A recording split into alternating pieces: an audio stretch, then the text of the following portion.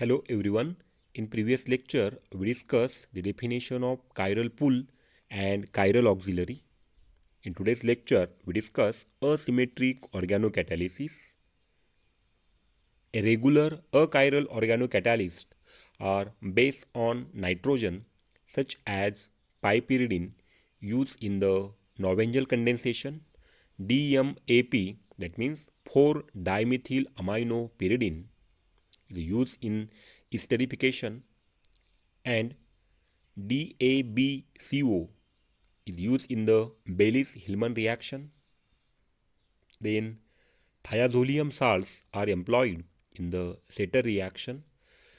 These catalysts and reactions have a long history, but current interest in organocatalysis is focused on asymmetric catalysis with chiral catalyst called asymmetric organocatalysis or enantioselective organocatalysis. A pioneering reaction developed in the 1970s is called the Hajost-Parrish-Eder-Schur-Wiechert reaction. Between 1968 and 1997, there were only a few reports of the use of small organic molecules as a catalyst for the asymmetric reaction.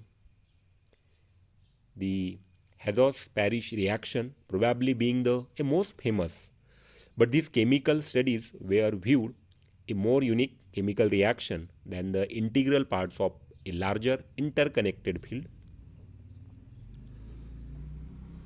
The organocatalyst having some classes. Number one, the biomolecules.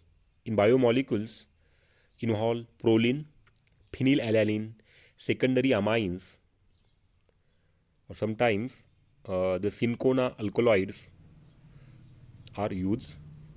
Now the synthetic catalyst derived from the biomolecules, then hydrogen bonding catalyst including the benol and thiourea. The examples of asymmetric reaction involving the organocatalyst are the asymmetric Disulder reaction, asymmetric Michael reaction, or the asymmetric Munich reaction. Then last one, organocatalytic transfer of hydrogenation. These are the some examples of the organocatalyst. Okay, this is about just a introductory part of asymmetric organocatalysis.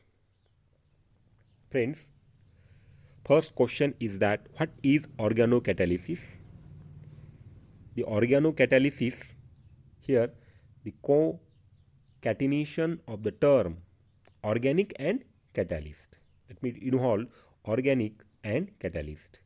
In organic chemistry, the term organocatalysis refers to form of a catalysis where the rate of chemical reaction is increased by an organic catalyst consisting mainly a carbon, hydrogen, sulfur, nitrogen, oxygen and phosphorus are involved. And we know that when you use the catalyst at that time it alters the rate of the reaction. It alters the rate of the reaction, that means the rate of the reaction is the increases, that means accelerate the rate of reaction. The organocatalysis is a metal-free catalysis. Then the next question is that what is an organocatalyst? An organocatalyst is an organic molecule that does not contain a metal which is in the substoichiometric amounts. It accelerates the reaction. I repeat it. Organocatalyst is an organic molecule that does not contain a metal which in the substoichiometric amount accelerate the reaction. The organocatalyst usually a low molecular weight compound, and the organocatalyst having two types, achiral and chiral.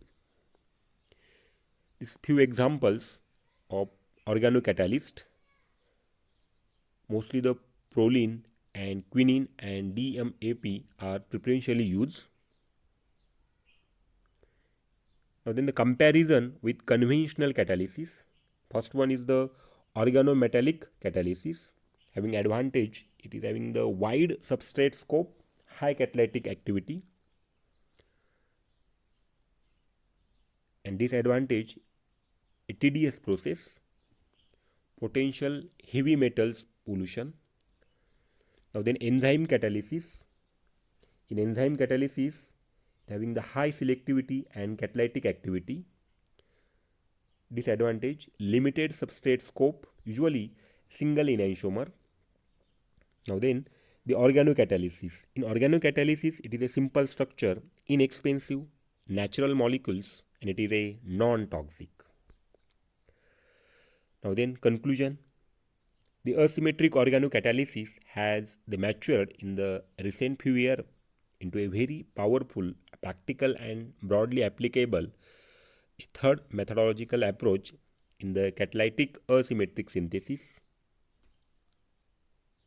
Now, the process development and scale is already achieved for the several organocatalytic reaction have shown that the organocatalysis can be a valuable tool for industrial scale solution. And last one, broad variety of efficient synthesis will contribute to an increasing number of organocatalytic large scale reaction in the future. This is about the organocatalysis. So friend, never miss a video. Subscribe to my YouTube channel. Okay, thank you.